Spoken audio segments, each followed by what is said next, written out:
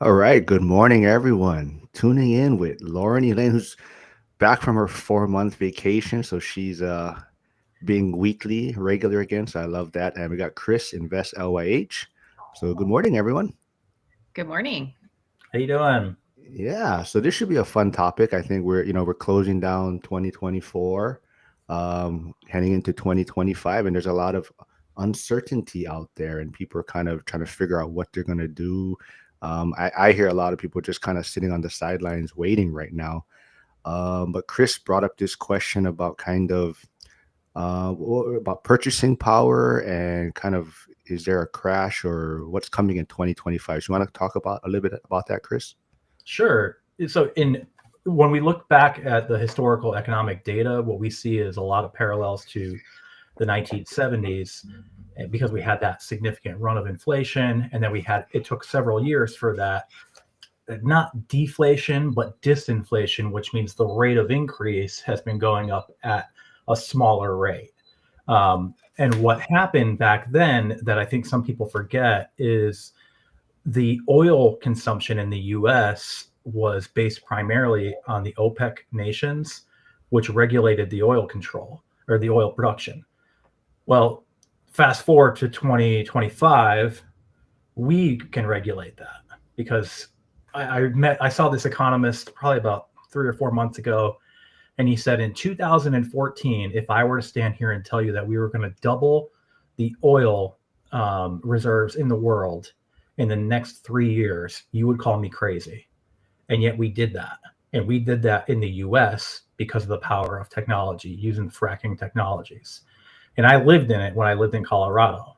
We had tons of oil wells all around us, and they went down and they extracted the oil and natural gas. And because we are not tied to that OPEC oil input, because the oil is the input that basically pushes the economy forward. That used to be controlled by somebody else. Now it's controlled by the US. This is a thought that I have.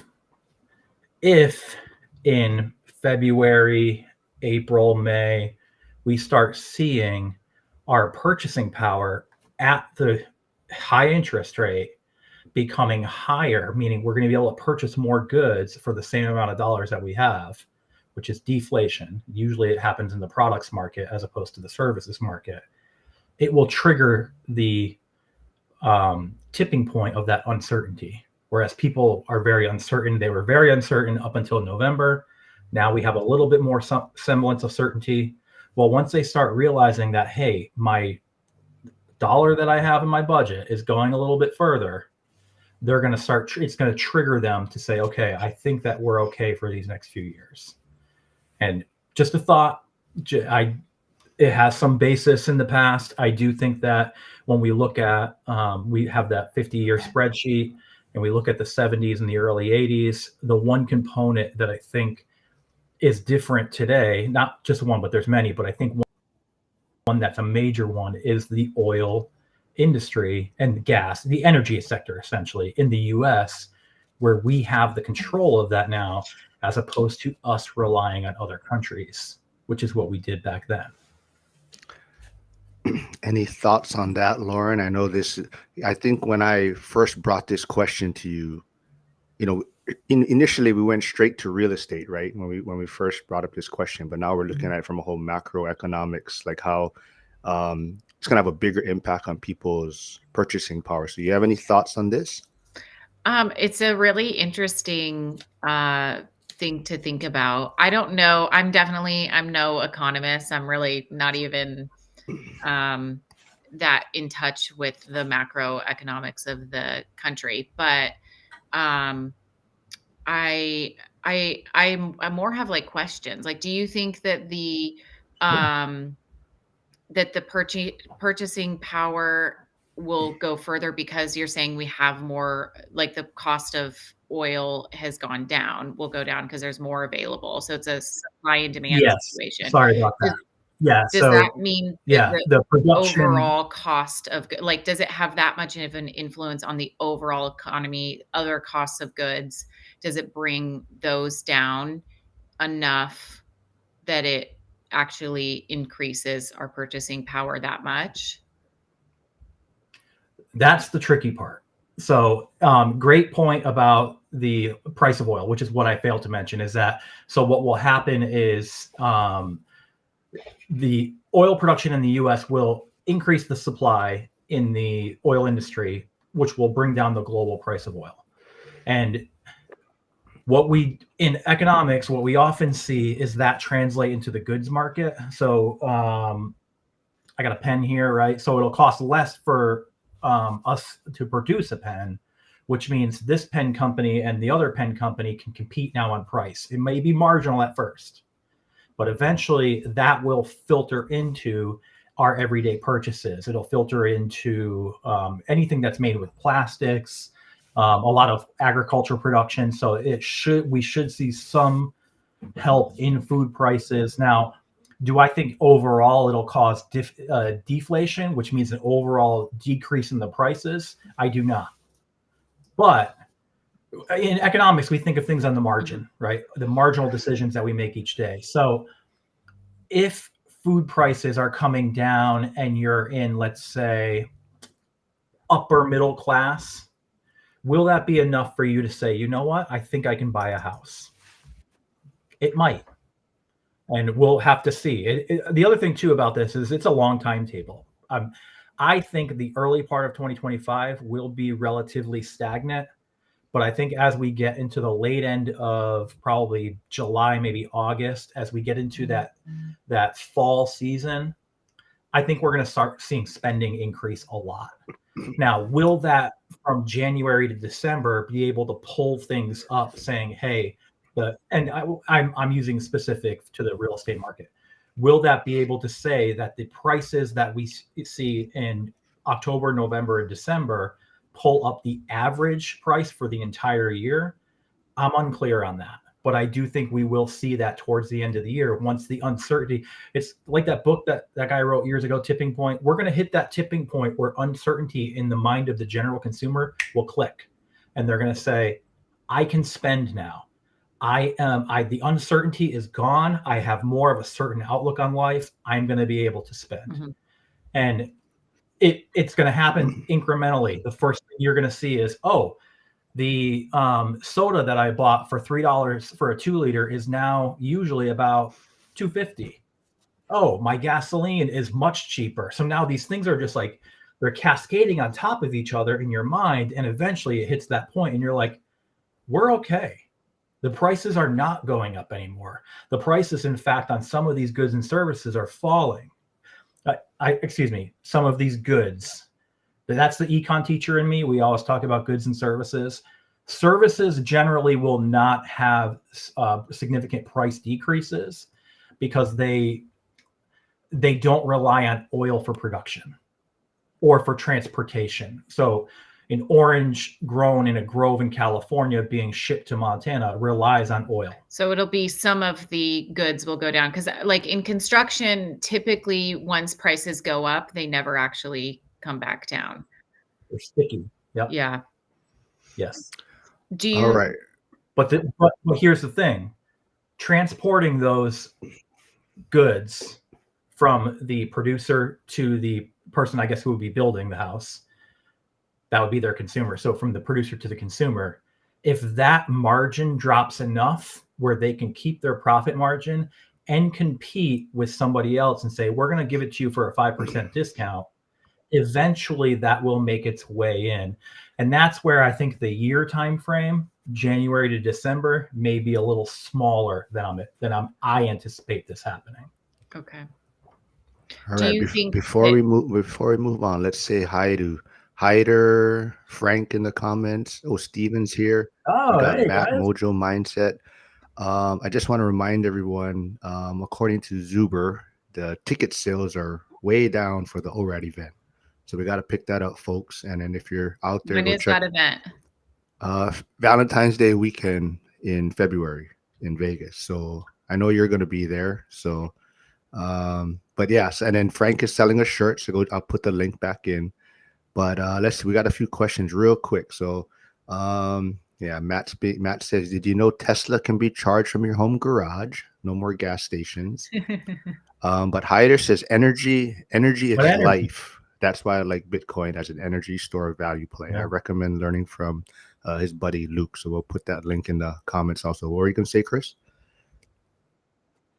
I was just going to say, Tesla, that's true about fuel. And I say oil, but what I mean is oil and gas. And a lot of those are used to create energy. And the energy sector is the thing that is the lifeblood of the economy. And if we can decrease the prices in energy, because the other thing too, in economics, we talk about assumptions a lot. We have to assume certain things in order to see the movement in the market, the demand and the supply curve shift. If oil prices drop to a certain level, will it cost consumers to shift from electric vehicles to oil combustion vehicles? It could, it could not. But I think the idea with what my thought on this, and I think that I was thinking about it this morning. I'm like, I got to write a paper on this. And the idea is it's not about just kind of knowing where and what's going to happen. It's if you can identify it quickly, then you can act on it. Act on it, you mean be the first to kind of get back into the market and take advantage of deals right Right. before the economy turns. Yes. So if you kind of start seeing, okay, these things are making sense and their level of uncertainty is dropping, I need to get back into and make sure that if it's a good deal, purchase this instead of holding off. Because eventually, I am working actually on an article about what we've talked about before, Mark, and you guys have heard several times about the differences between the entry-level buyer and the move-up buyer. And in my area of Lynchburg, the entry level is still, in my opinion, going to see significant bidding up of prices because there's no supply.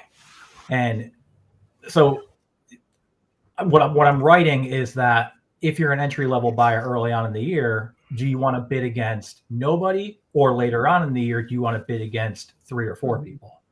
And so if they can identify that early, like, this is the good house for me here in Lynchburg, I want to make a purchase on it, I'm going to live in it, this is not the investor side, this is just somebody buying a house, you should do that, because at the end of the year, you are going to be bid up because there's going to be many more people who are coming off the sidelines to go into it. Identifying that tipping point of the uncertainty as an investor, seeing those properties, saying, you know what, I'm going to make an offer on this. And if I get it, I'm not going to do a ton of negotiating, because a lot of times we get caught in that, okay, we got a good deal. Well, what if I make it a great by countering to this? Well, you can do that, but then 3 months down the road, if you already see that uncertainty is tipped, you're going to get 3 other investors that are coming in. And what do you see happening with interest rates? I don't think interest rates will fall. I think that we had 2 rate cuts and nothing happened. I think the dynamics with that, it's interesting. I don't know if you guys know some loan officers. I know a few, and I've talked to them, and they're like, I'm getting calls all day, but I also have friends who are not getting calls. So I think that the consumers are consolidating themselves to the good loan officers as well. And I think that it's kind of a sweeping industry where the people who are really good are going to stay, and the people who are not very good are going to be swept out. And it's hard for me to understand right now the interest rate market, because I do think there is a dynamic of demand there. If the interest rates are not falling, it tells me that demand is still there, because if the demand falls, then they're going to lower their price, but they're not lowering their price. The rates are still high, which tells me the demand is still there for the interest rates as it exists for the loans right now. And I think, again, that's where people are sitting on the sidelines. They will eventually jump in. So, and we'll see if the rates fall, but I don't see if that. I'm understanding you, I want to make sure I'm understanding. So basically what you're saying is the demand is still there because we have a low supply of housing still. And so you don't see the rates will be cut significantly because there is still that demand there. They're still, things are still moving, maybe not like hotcakes as we've seen in the past, but it's still Well, moving. there's two markets, right? There's a housing market and there's a financing market. The price of the financing market is the Right. interest rate. Well, the price of the financing market is not moving, which tells me that there is demand there. Because if the demand falls, then they will adjust the price downward, and the demand is not falling because the prices are Right. not So adjusting people downward. must The still interest rates are not, be because they have that so people must part. still be purchasing, like, let's use real estate as an example, but it could be businesses or other things. But people are still purchasing real estate, which means taking out loans, which means there's still demand for loans. Is that correct? I think remove the purchasing part, because you don't necessarily need to purchase once you get pre-qualified, and you don't even need to purchase once you get a rate lock. You can just let it expire. So that's what I mean, is like there's two markets. The market for the interest rates Well, but is they don't priced make at any the money interest, if you or I'm just sorry, are the market. getting pre-qualified. Or, That's right. so That's they're true. probably looking at the But number of people that are actually taking out loans, not just the number of people that are getting pre-qualified. right, and it's probably rate locks is probably what they're looking at.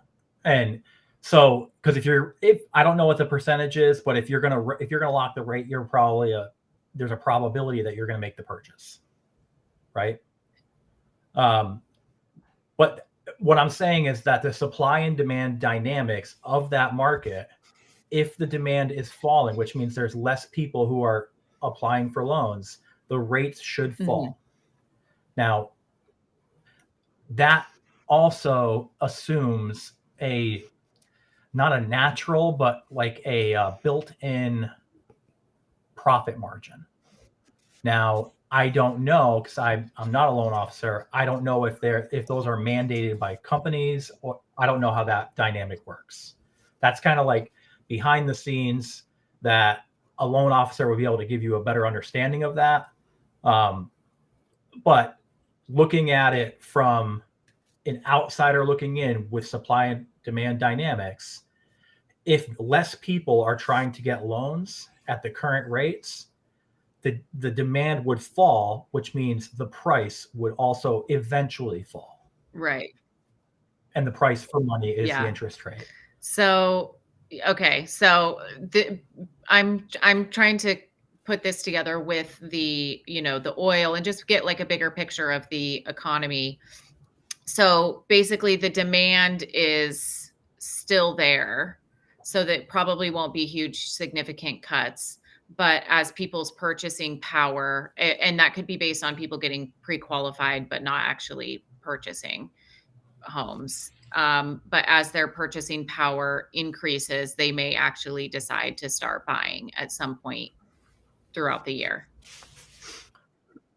And there may be more people who jump into the financing market, at which point you might see even rates increase.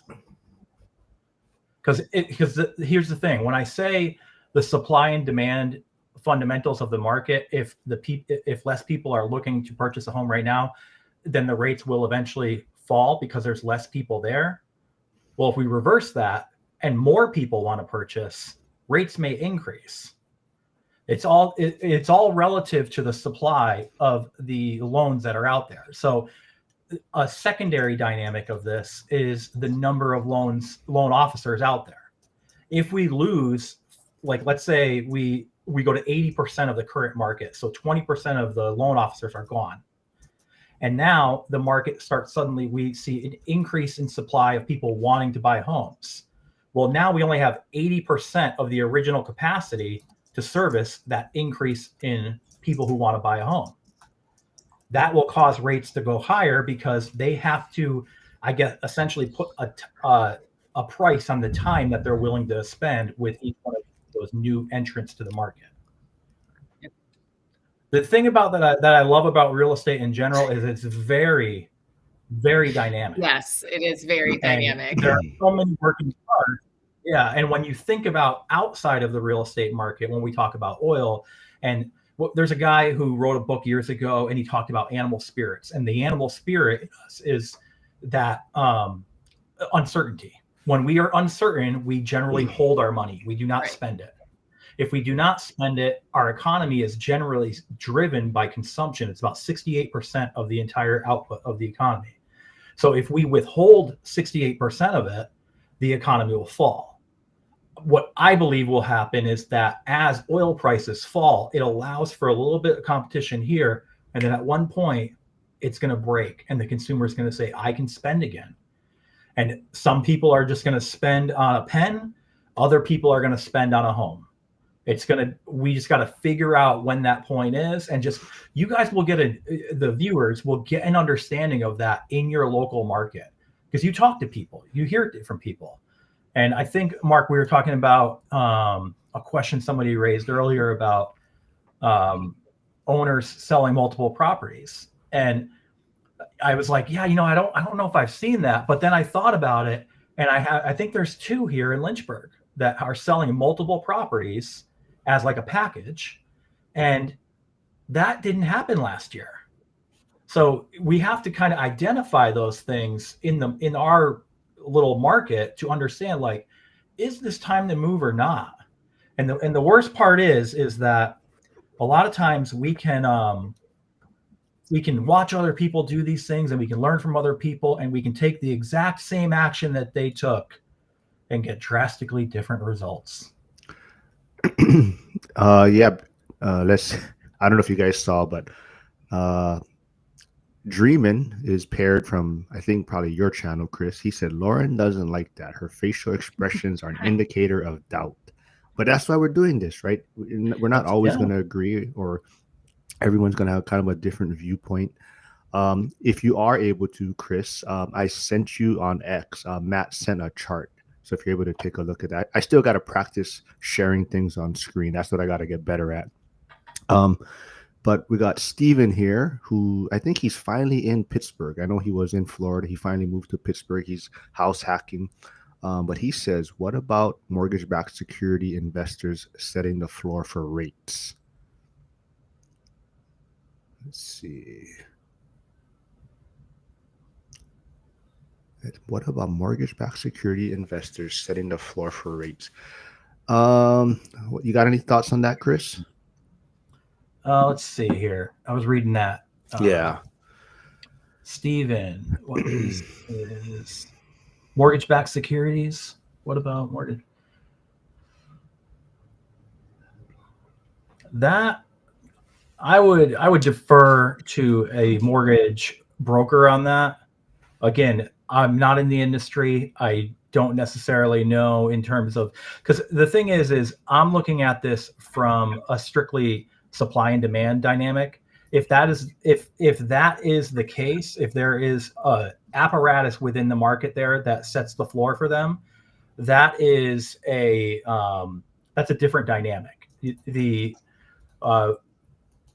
When I talk to students about supply and demand fundamentals and they talk about minimum wage, I explain to them that is not within the supply and demand fundamental. That is an additional aspect of the economy that basically sets a price where you can't go below or above.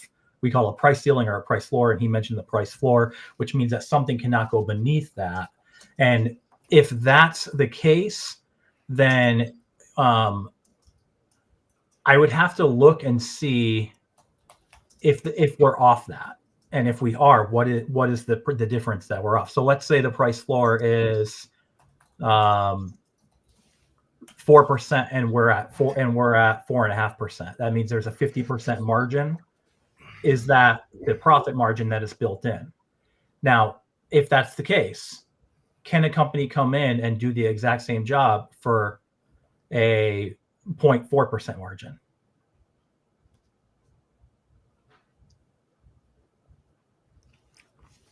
Sorry, I'm trying to navigate all of this stuff. No, you're good. You're good. That chart is interesting. He talked about the oil collapsing in China. And he talks about the oil. So this is a good example. He said crude oil imports have declined by 4.5% in the first 10 months of 2024. Did we all notice that fuel prices went down in 2024? I remember fuel prices did go down in 2024. It wasn't a ton. Yeah. but I don't. it was marginal. Yeah, I feel like my filling up my gas tank is still pretty expensive compared, like, throughout, It been pretty is. consistently expensive. Yeah. It is. But was it as expensive as it was in 2022? Was it as expensive as it was in 2023? Because when we compare I it to mean, the previous years, what happens is what I'm seeing in this chart is that the global demand for the oil dropped, which meant prices dropped with it. Because when demand falls, prices usually follow yeah, it. I And guess I don't know what I was paying for gas. I don't it's remember what I was paying for yeah. gas in 2022.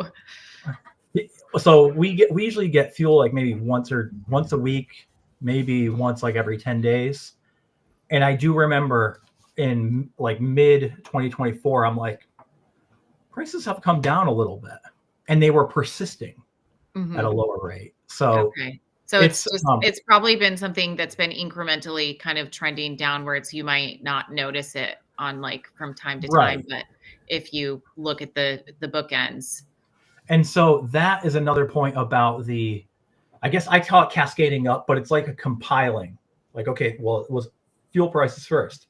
Then eventually we'll see food prices. Then we'll eventually be seeing something. It's going to hit that tipping point. We're okay. Even with the salary we have today and the inflation that we went through, we are okay. We can make choices now for the future, Mhm, including for some people, I want to buy a house. mhm, Yeah, I think Dreamin says 2025 will be better. And I think that is the big sentiment is you can kind of just feel it, right? And I think you may have put that in the message, Chris, when we were trying to schedule this, kind of just Trump being in office, whether you like him or not, he is a businessman and he is going to negotiate and he's going to work with people. He's going to make deals. And I think that's what a lot of people are excited for, just the opportunity to kind of see where we're headed and what kind of, not necessarily policies, but just what he's negotiating out there and what he's trying to put out there to other countries as far as, our stance on things. And I think that just gives people a better understanding of what direction we're headed in. So I think is that kind of what you were mentioning in our message the other day? Absolutely. And what you're saying, when you just said what direction we're heading in, that is certainty, which is the opposite of uncertainty. When we have certainty, we act in less what economists call irrational ways. And I think it will. I thought that it could be a harm when actually it's funny you mentioned the event in Vegas because I was at the event last year. And I remember when Dan Bird was talking about the bull bear cycles. And he's like, well, we're going to be coming up on a bear cycle. And I remember talking to my wife because she was there with me. I said, I wonder if Trump gets elected, prices do not come down, and people get afraid and they say, wait a second, this guy was supposed to bring prices down and he didn't. Now I'm significantly uncertain and I will hold all my money, which means we will fall into deep recession. Now, what I forgot then, but what I remembered last week when we were discussing this guy is very different than any other politician. He understands the power of the average American consumer, not just to the businesses in the US, but businesses outside of the US. And he's going to say to them, you want access to these people? It's like a country club. You have to pay a fee. Look what he did with Mar-a-Lago. That place was like falling off a cliff. He moved in, turned it into like a $25,000 a year club, and people started coming back. He's just a different guy, a different Matt has politician. a So question. Do you think the tariffs different. itself or the threat of tariffs will bode positively or negative for our economy? I feel like that's a good question that's on a lot of people's minds. I think that kind of plays into what I was just discussing, where he's more of a negotiator than other politicians in our past, and I think that he um, he will use them strategically. Now, let's take the tariffs and we'll add it into the oil discussion we had earlier. We, if we're paying lower amounts for fuel and we're paying higher amounts for pens, will we notice that at first? I don't know. And I think that the tariffs can be difficult for some industries. I think that the motive that he has is, I mean, I don't think it's bad. He wants more jobs in America that are that the citizens are working. It's going to be interesting to see how it plays out. That's what I will say. I think that positively, it could go exactly as I said, where they're going to say, he's going to say, if you want access to these people who have the highest disposable incomes on the face of the earth, you need to pay a little bit. And that now, will that be taken away on our side from taxes? Because that is something that I did mention a while back, actually before he mentioned it. And I said, because I was thinking to myself, I'm like, if he's going to raise all these tariffs, that's income going to the US government. Now they're going to pass that tariff tax essentially onto the consumers. How is he going to look people in the face and say, I'm raising the prices that you pay for consumer goods? I looked at the inputs and I said, well, there's one lever that the government does have, and that's income tax. If he were to lower income tax significantly, that means all of us generally have higher spending. It increases our amount for a budget each week. Will that be able to offset for the tariffs on items that we may or may not use? A lot of us use items indirectly that we do not know. I have this telephone here that has a lot of chips and stuff that are made overseas. So yes, the price of this will go up. I got this notebook here. I don't know if this will go up. So am I going to be upset about either one of these? I don't know. But on the positive side, I do think that again, there's dynamics that come to play in it. One of which it would be a tax question. Will our taxes increase or decrease based on the amount of the tariffs? Because if it's just tariffs with the same level of taxation, that means prices are going up for us. That's a negative. That means our purchasing power has been squeezed. If it's a good give and take somewhere, because one other thing, sorry, Mark, you know me well enough to know that I talk a little bit. Lauren, you do not. I'm sorry. Let's fast forward 16 months after this, after we raise all the tariffs and we lower taxes. What happens to the job profile in America? Wages go up. So on the one hand, he's charging more money to people outside of the US. He lowered taxes so that we have more disposable income. 16 months down the road, we're expanding. We need to hire more people. So now people are competing for our labor. We get higher wages. Is that a good thing?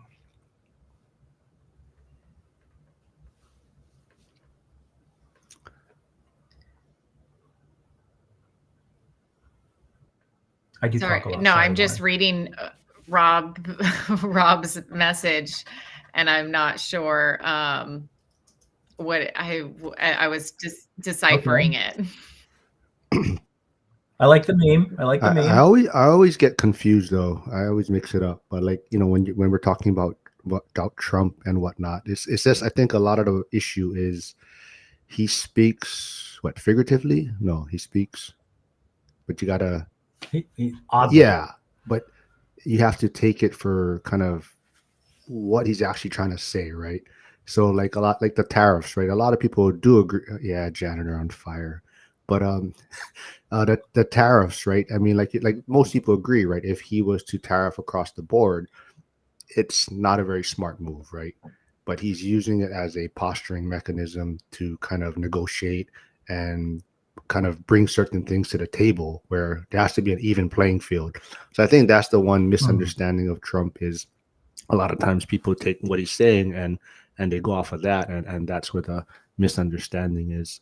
Let's see. We got KC here. Thanks for stopping by. Janitor on Fire is talking smack about my Bears. We got Kyle, blue collar landlord Um, here. Yes, this it's been a painful season. Rob, 420. Dango, taxes need to go down. Yep, I see what he's saying now. you can't say. Oh, okay. Well, what's gonna happen if we say it? I don't know. We'll see what happens. Um, but yeah, I mean, Lauren, do you have any thoughts on this? I know you're probably not as political or talking about your views as much, but do you kind of see how people take Trump for what he says and then kind of get a misunderstanding of what his position is? Yeah, I mean, I think that's true of any politician, honestly, these days, because everything is sound bites. So we're rarely ever Mhm. getting the full story. And and it's hard to know what somebody's going to do when they're in office and they're surrounded by a bunch of advisors, and when it comes down to making decisions that are, you can make broad sweeping generalizations, but when it comes down to like making a decision on a specific tariff or a specific policy or on taxes, I feel like then at that point, we will see what happens. I think when you're voting generally for that candidate's idea, overarching idea, and you're trusting that, like, on the details, they'll be able to navigate them in the best way possible. Oh, I didn't even. White Lightning. Did you see this, Lauren? We're becoming a dating show now. So he says, Lauren, when are we going on a date? I think that is the first dating question we ever had on my channel. So, uh, and it's the first. Thanks, White Lady, for stopping by. I haven't seen you here before, but hopefully Yeah. you'll tune in even when Lauren's not here. But hit the subscribe button. But I also have a friend, buddy I grew up with. He's tuning in on the Instagram side, but he has a question. He says, "Where do y'all see the real estate rates going under the Trump administration?" Yeah, I mean, Chris, you're the John, you? economist. I actually don't think they're going to drop. And I think that if you look historically at the growth that the country has seen, I would say since maybe 2000, probably 2000, we had significant growth after 2008. Once we hit the bottom, I should say, it went up, but it went up at 0% rates, Fed fund rates. I think that this is speculation. I think Trump understands that we need to have some semblance of a natural interest rate. And I think that I don't think he'll discourage it, but I think he's going to leave it out of the Fed and allow the banks to make their decisions on, because they're going to cut rates based on profit margin. There is that little bit of squeeze. And I was thinking about it. I think that's where the commenter before talked about the floor, because there is that floor. I think it's the 10-year and the one other one I forgot, but I remember reading about it a while back. But I think that there's that profit margin is built into that, and I think that what the theme that I see is that he is going to try to remove government from a lot of areas and allow people to compete for themselves. So that's what I think, that the rates will probably persist at around 6.75 to 7.25 for the year. I don't know where we will be at the end of the year. But I do think that it's going to be a little bit higher and a little bit then it's going to be higher for us who have purchased homes a few years back. Which is an what I feel. uncommon interest rate to purchase a home at anyway. I think that's something that a lot of people forget, is like a 6.75 or a 7.25, like anywhere in that range, that's still a really good interest rate comparative to like historical interest rates. It's not, like getting Right. down to 3% interest rates is not very common, and historically probably will only happen once, maybe twice in your lifetime. And when you think about that too, what happens is when you get down to that such low rate, you have people start chasing profitability And if we were to look at a bell curve, right? We have the 90% of the people in that one section that are doing things that they normally would do at a 7% rate, at a 3% rate. But then you get those tails. And that is where we see a lot of the trouble happening. And then eventually, once something becomes significantly more profitable in the tail, we build that into the 90%. That's essentially ninja loans that happened in 2005 and what happened in 2006. So I think that the administration, and I don't think it's just the Trump administration, I think that overall some politicians understand this. That's unhealthy. It's unhealthy for the market in general. And I don't think anybody wants to go through that again. So I think that they understand we need to have those rates a little bit more normalized, 6%, 7%, as opposed to the 3% that we had back then. Mm-hmm. So it's very interesting. I see a bunch of comments coming in, so I'm going to read those while Mark talks here. Yeah, so I think you have a all bears. Yeah, all bears. No. All I know is we're going to have a comedy show with the Patriots playing later today. Oh, so, that's right. But Chris, I think I totally agree with you. Is that the rates need to stay slightly elevated, because when they were low, we can kind of talk about it a lot. Is just it was free money, and it kind of brought up bad habits, or people were acting recklessly in a sense, with no accountability. So I think rates slightly higher, but I think the overall, we're talking about Trump or whoever's in office or direction. I think the big thing is that there's going to be opportunities from the standpoint where if the economy gets better, if wages go up, like you're saying, energy costs go down, let's say tariffs does even the playing field somewhat. I think, let's say your wages increase to where now you have, like you're saying, purchasing power, even though rates don't come down, but your income increases. All right, guys, I'll be right back. I have to go get my charger for my computer. Okay. So I think that is a great. Let me just take her off camera real quick. I think that's a great point to where, so rates don't need to come down, but there's other factors in the economy, I think, that's going to help people's purchasing powers and whatnot. I saw a question from Mojo Mindset. Can I jump into that? Yeah. Earlier he asked, the growth seems unsustainable with rates elevated. I think that's partially true. I think what happened was the rate, the timeline of the rate increases was so compressed. I mean, we went from 3% to 7%, like that. I think that really did harm the economy. It basically did what I think the Fed chair wanted, Powell. He wanted to say, we got to stop. And then I think he mentioned. Well, I think that also goes back to your point of uncertainty, because the rates accelerated so quickly. Right. He caused uncertainty into the market. People stopped doing everything. And the next comment that he wrote was, free money masked investors' failure to conservatively underwrite their own deals. So I would ask this: if the rates were lower, meaning we had freer money, and it masked investors, was it really growth? What are you laughing at? Oh. Sorry, buddy. She can see the comments. I can't delete it unless you want to go back and delete the comment. Hold on. She's back. Everybody just keep. I know. Me and Chris we're just gonna take ourselves off camera and just talk in the background, and Lauren can just be on here by herself, because there's another comment for you, Lauren. You're gonna cause a fight in the comments between White Lightning and Rob 420. Well, I can just sit here and look pretty. You guys can discuss the football or whatever. Shoots. Let's see. I like them tips, White Lightning said. Okay.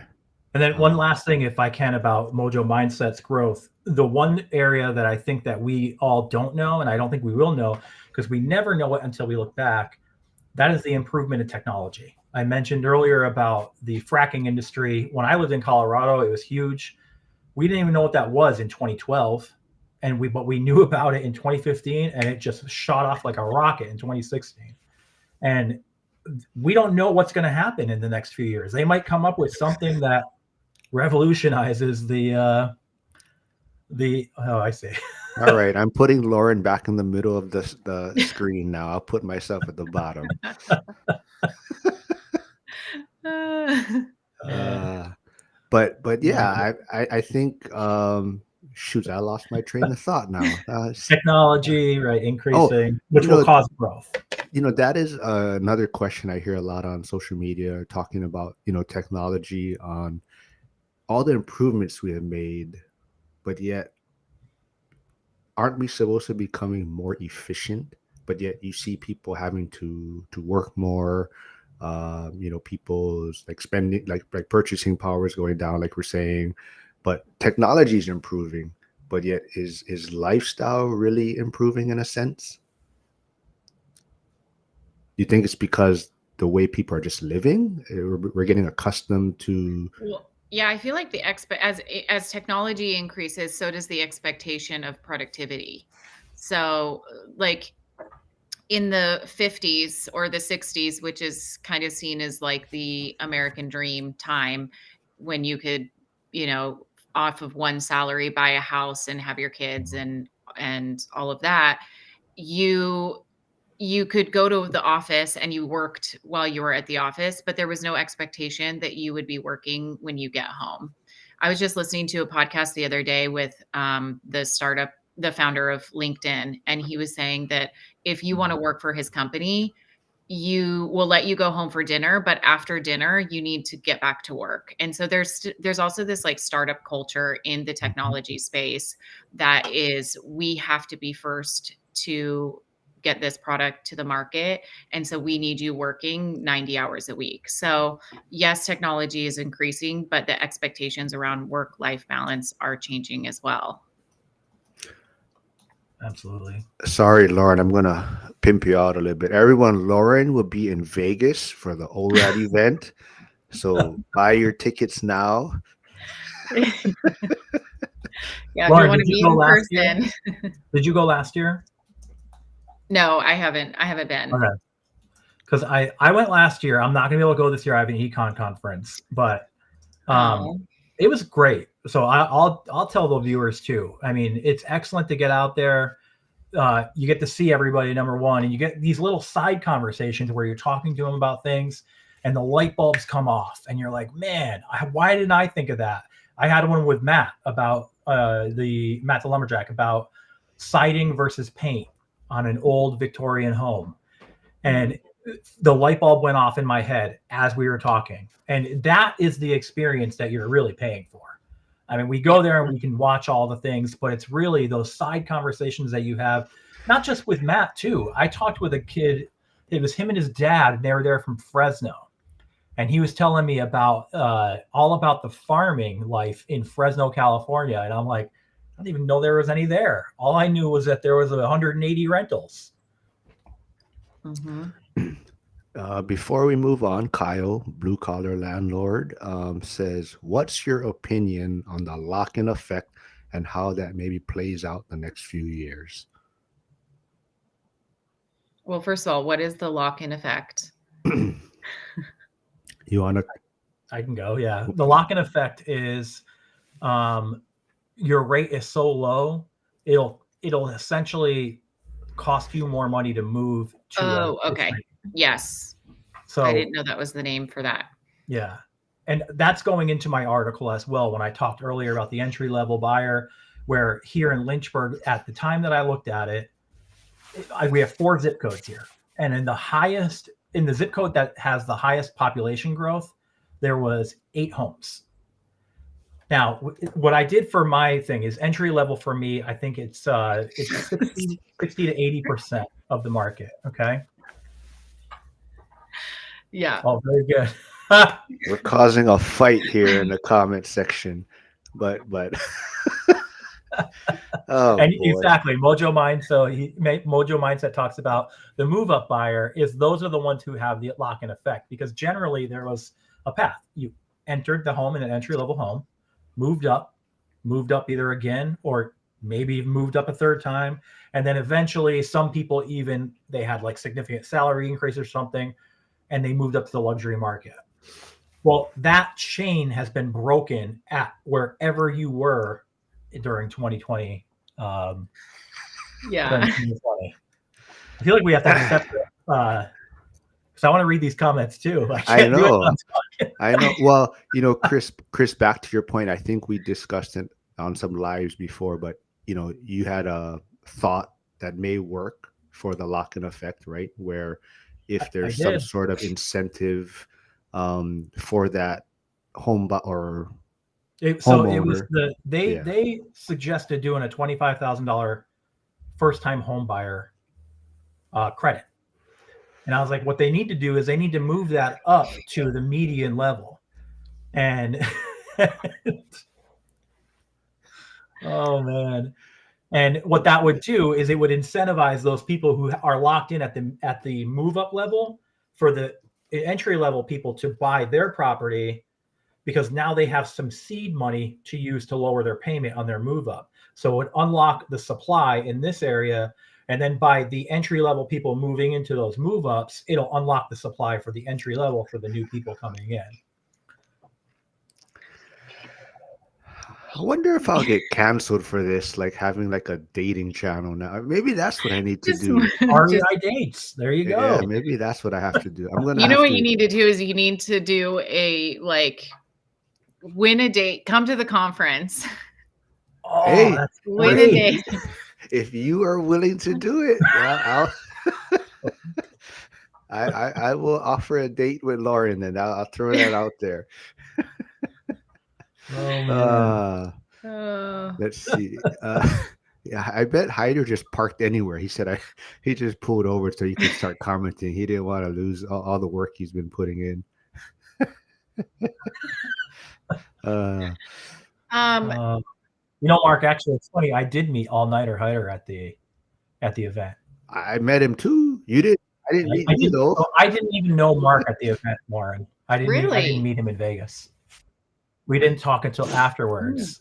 Again, if you guys go to the event, you talk to everybody, then you start following their channels, and then one day I had a 6 unit here in Lynchburg that I was having some trouble with, and I was on Dion's channel, and I asked him a question, and because I thought that we had grown a little too quick. We went from 1 unit to 10 in 2023, and he's like, you need to talk to Mark.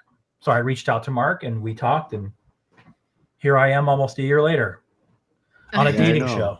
I have to come up with a new. Well, to speak to the locked in effect, I went through this current dilemma of I'm selling a property that has a like 2.5% interest rate.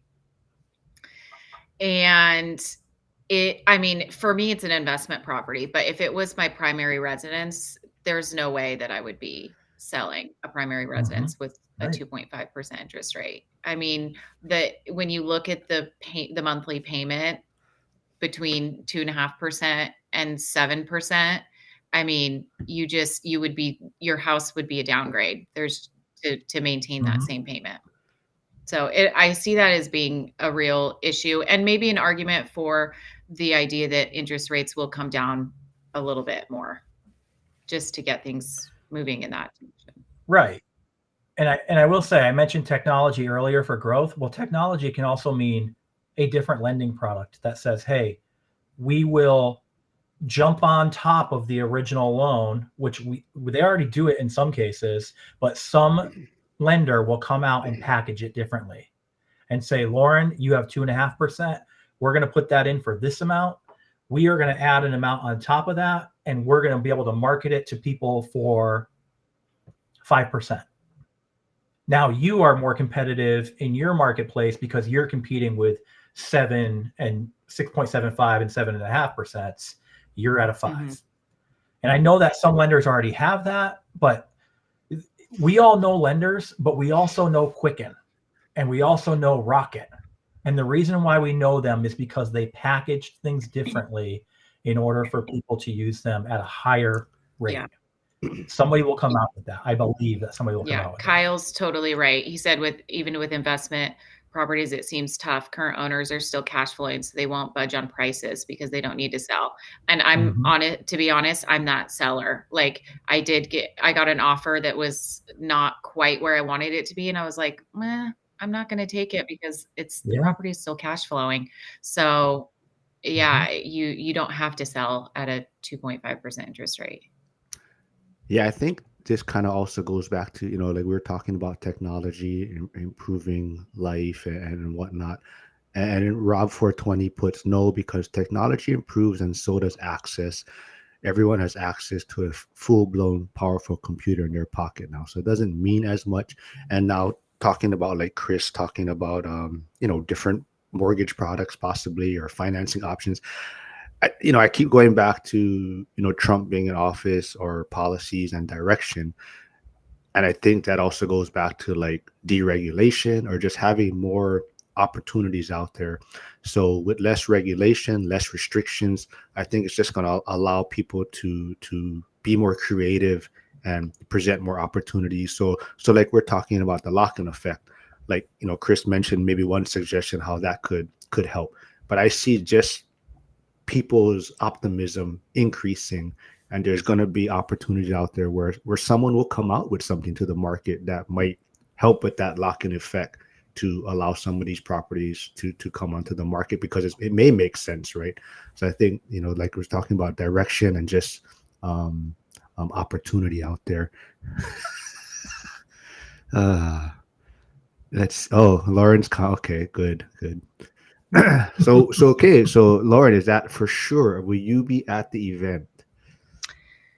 I mean, nothing's for sure. Who knows? I could be skiing. I Oh don't my goodness, you know. No. typical. Well, if anybody really wants to shoot their shot, they could buy Lauren her Oh, ticket. hey. Um, I mean, Uh, yeah, I mean, I would love to go to it. And Vegas, I feel like is so easy to get to. mhm. I just don't know where my February plans are a little bit up in the air with I have a lot of variables, a lot of uncertainty, as Chris would say. Yeah, just like disappearing for 4 months I in love it. in Bali and Yeah. traveling. Let's see what anything else you guys want on top of mind. You guys want to talk about? I mean, if not, I got a few things. Or if you guys got to run, you can hop off. I mean, we're about an hour in, so whatever you guys got to do. Do you guys have LLCs? Yes. Are you so apparently it's on hold again. So Yeah, I got a email saying it was extended to the 13th, which is a good thing because I also have two more LLCs I have to. well, I think it got extended. Well, so Okay. first it was not required. They stopped it. Then they Yeah. overturned that, and they pushed it to the 13th. And I think just recently, just yesterday, they put another hold on it.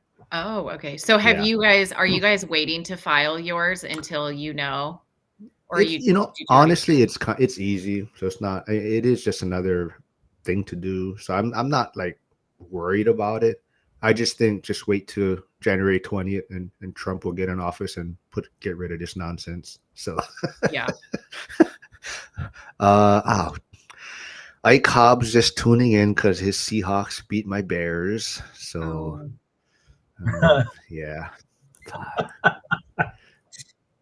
Did they really that was though? a Six to horrible three? Is that game. really That was just cheating? painful.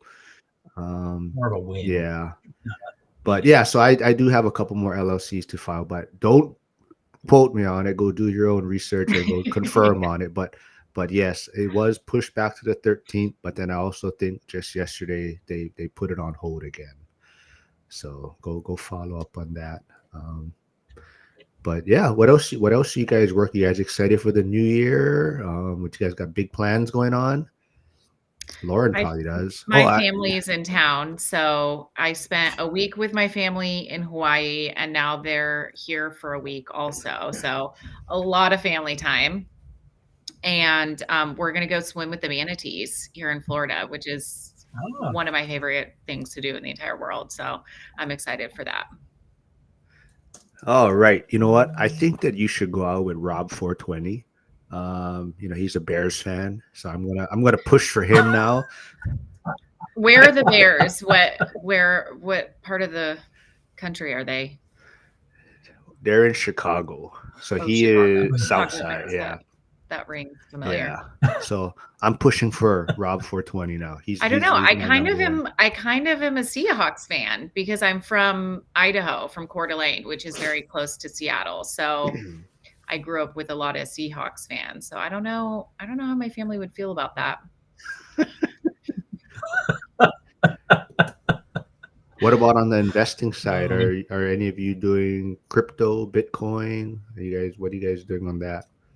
I have crypto that I've had since 2017, and I'm in it for the long game. I think I'm not really one of mhm. these um altcoin buyers that are, riding the waves, and I think you can make a lot of money. A lot of people are really excited about Ripple and some of the stuff that's happening there, and obviously Bitcoin is tried and true, but I hold the coins that I have, and I'm going to hold them as like a long-term investment.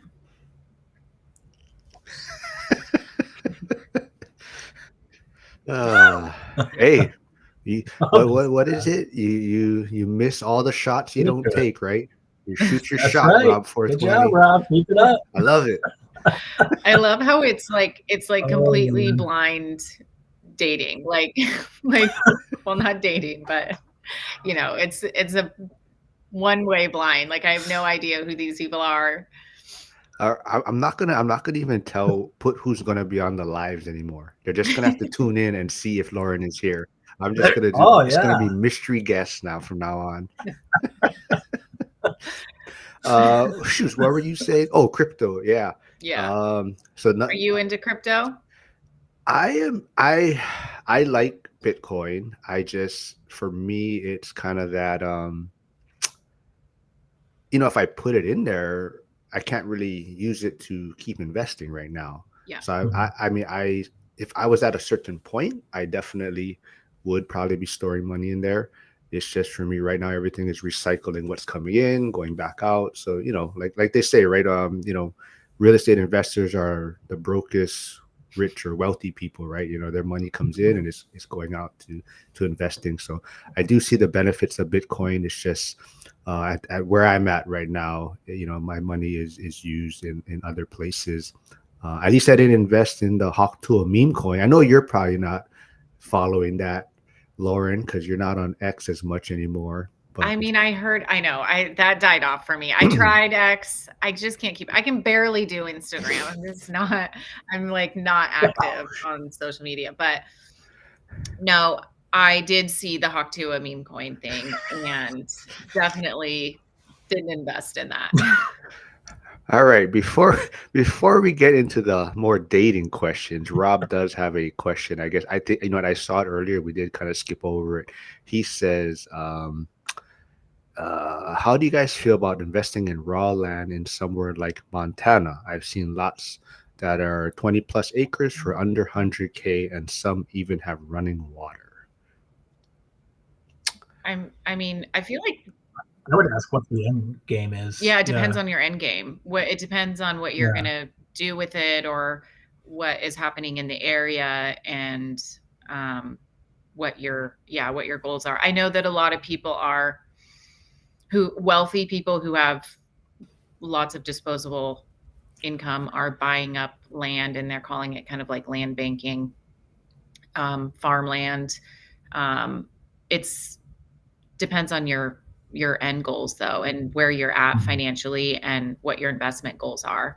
If you have extra capital and you want to buy land, I mean, pretty easy way to store your money with tax benefits, and especially if it has running water, you can just hold on to it, and if you want to sell it in the future, you could, or subdivide it. There's a lot of things you can do with land, but I don't think it's an investment strategy that's going to get grow wealth as rapidly as some of the other ones.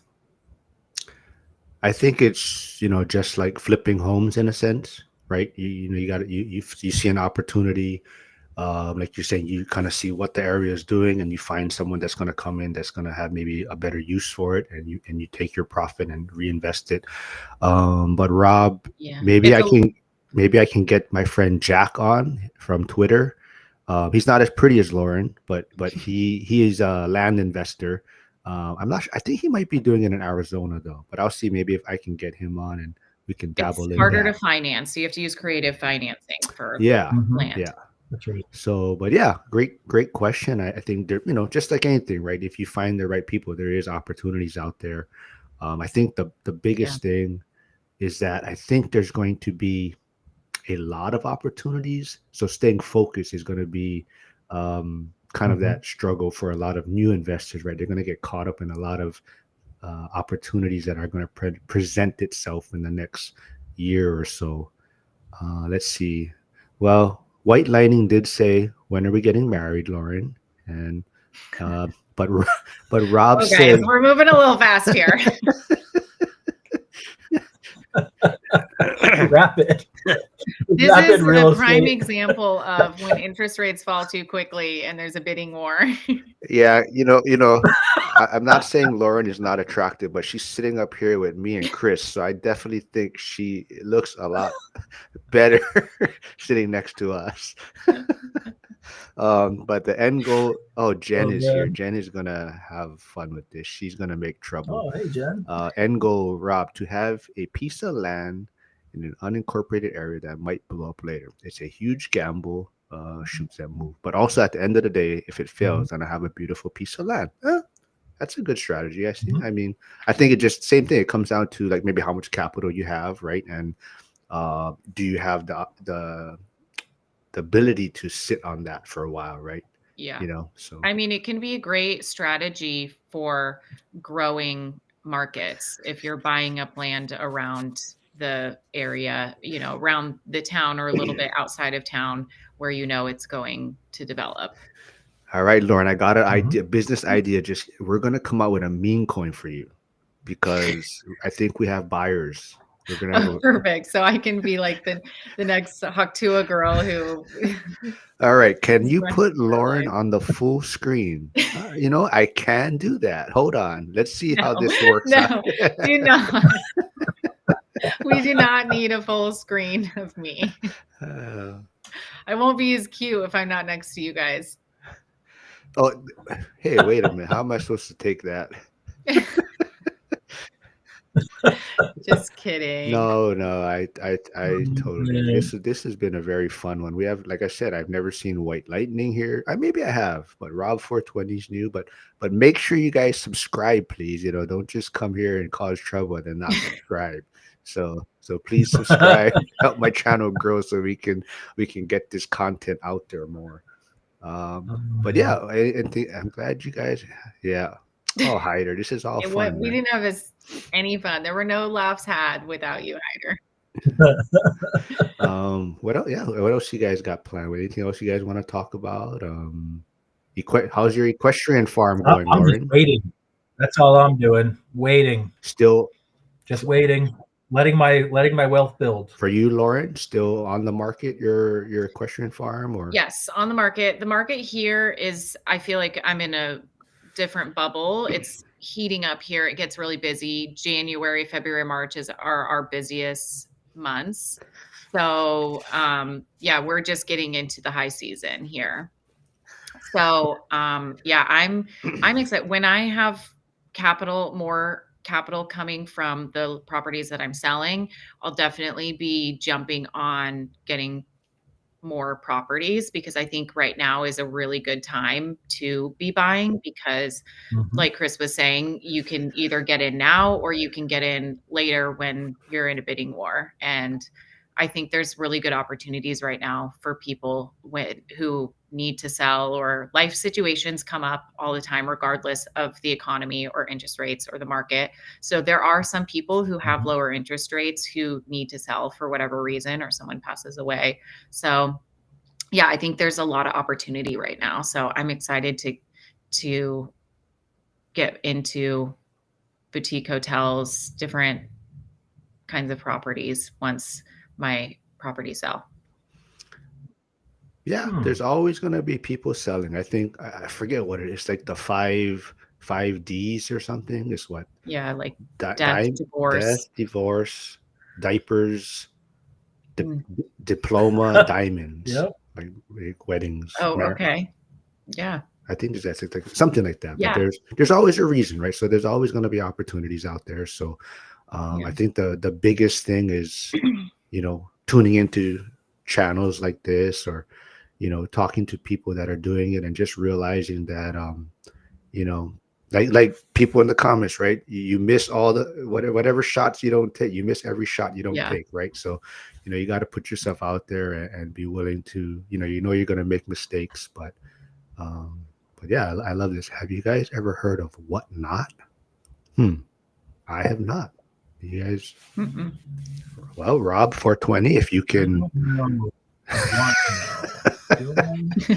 Do not get After some of Rob's comments, I'm not do sure. not get me canceled, I'm Rob. not sure if that's directed at Chris or Lauren. Yeah. So when's your next trip? Oh, I better let's not put that out there. You might have some unexpected guests show up on your trip. Well, I love to ski, so anyone have a ski chalet? I'll tell you that I'm going down to Tampa in February. I'm not going to be at the Zuber event because I'm going to an econ conference in Tampa. Oh, I'll see some friends down that's there. right by where I'm at. I went to. Oh, very good. Yeah. So I went to Florida State, so I know a couple people down in the area, and I'll see them while I'm there. It'll be fun. We love that area. I'm very close to making a move down there when I graduate. Really? Not sure yet. Yes. Nice. We're not sure if we're going to move there or out west. So where out west would you go? We're on. Probably Idaho. You were in what, Colorado before? No. We were in Colorado. Yeah. You had a cookie business before, Lauren. Oh, sounds delicious. What's that? You said you had a cookie business. Not by the previous some guest that attacked you for your chins, but he did have a cookie business. Yeah, that sounds like a lovely business to be in. I would love to be in a cookie business. You just like deliver cookies to people. They're so happy. Well, yeah, it was a little different than that, but a lot of people say you open a business and you start building wealth and all that. So we tried it, and we knew pretty quickly we did not want to run a business. So sold it. It was out in Texas. It's still there. It's called Mary's Mountain Cookies in Frisco, Texas. Oh, cool. And so if you look it up, I'm sure there's some videos of me online going through the recipes, or not the recipes, the cookies we had. We had 21 cookies on every day, 21 different flavors. It was fun, but it's a different part of life. I'm done with that part.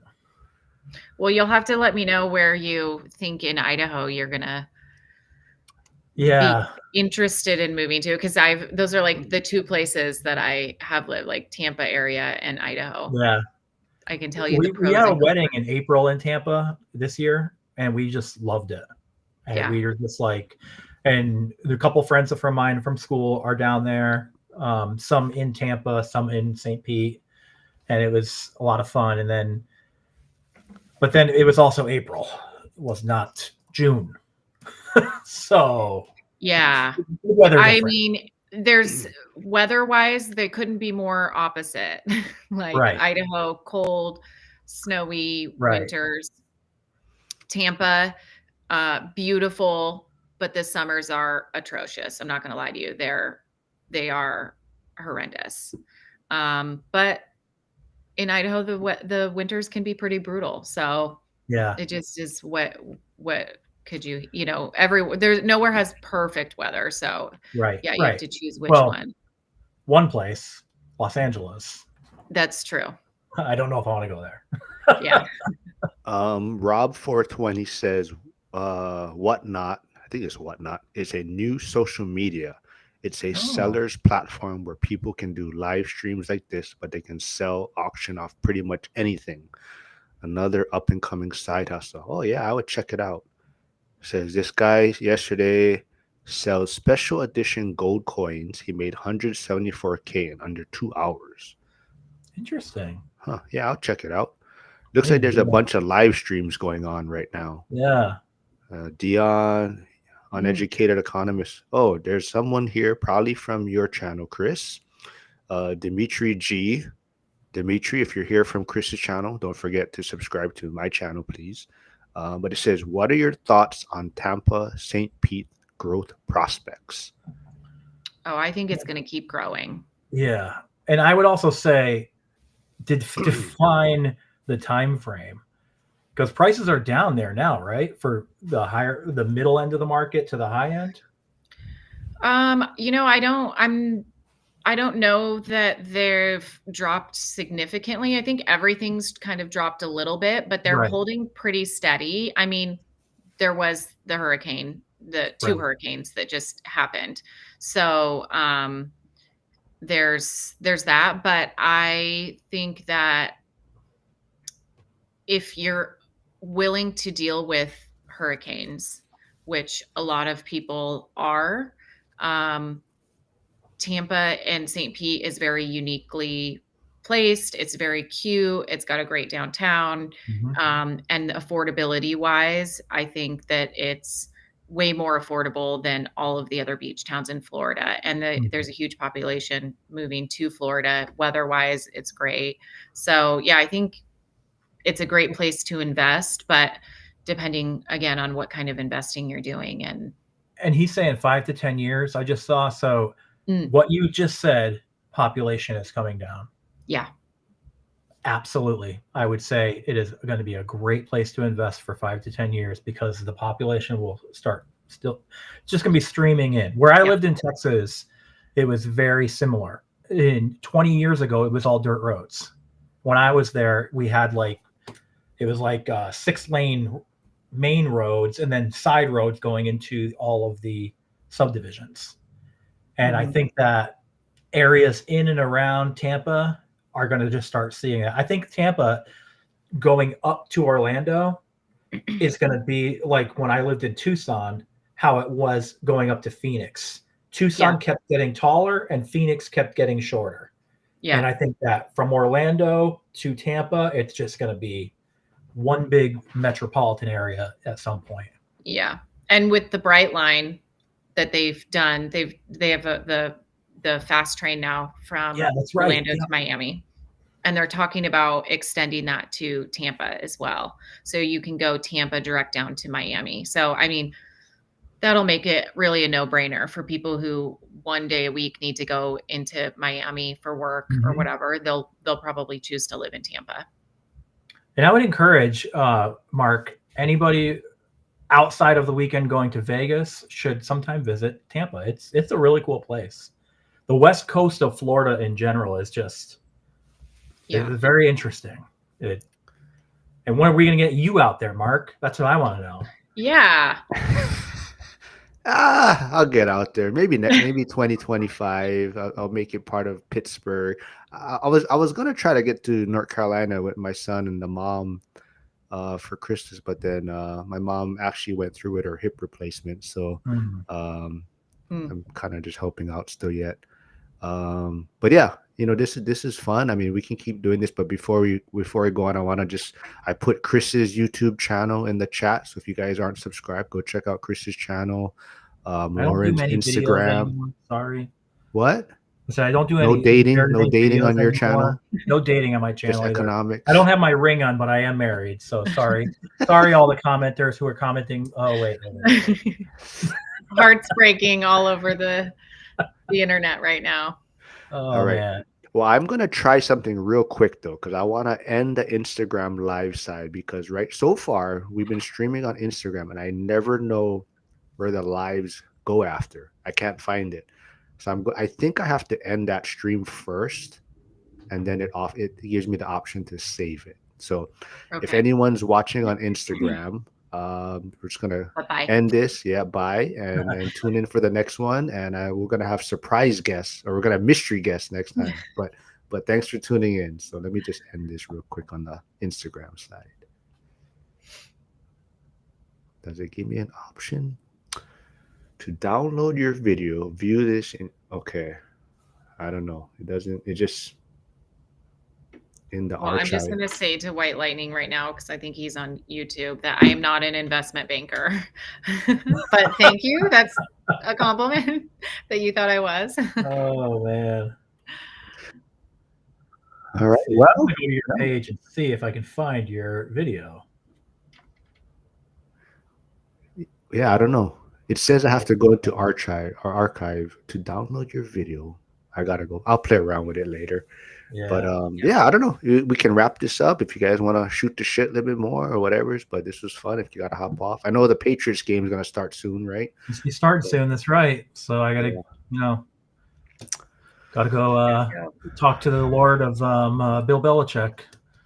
See if he can shine his light on us again. Well, you guys have like the third best, fourth best rookie quarterback maybe Are you behind kidding me right now? Caleb, Jaden, and Bo Nix, right? And then Drake May. More like Jaden, possibly. It should be Jaden / Drake May. Oh, As Jesus Christ! Now nobody's gonna believe anything you say on my channel after you spew that nonsense. Caleb, maybe number 2. Oh, come on! Maybe All right, Bo Nix is above Caleb. yeah, we'll get Lauren back on. I won't tell anyone when she'll be back on. We'll just keep it a surprise here. You always have to tune in, everyone. But this was fun. Thanks you folks for doing this, and I think exciting things are coming for 2025. If I don't see you before the year ends, you folks have a happy new year. Be safe out there, and thanks for doing Happy New this. Year. Yeah. Happy New Year, everybody. Thanks. Bye, everyone. All right. Bye.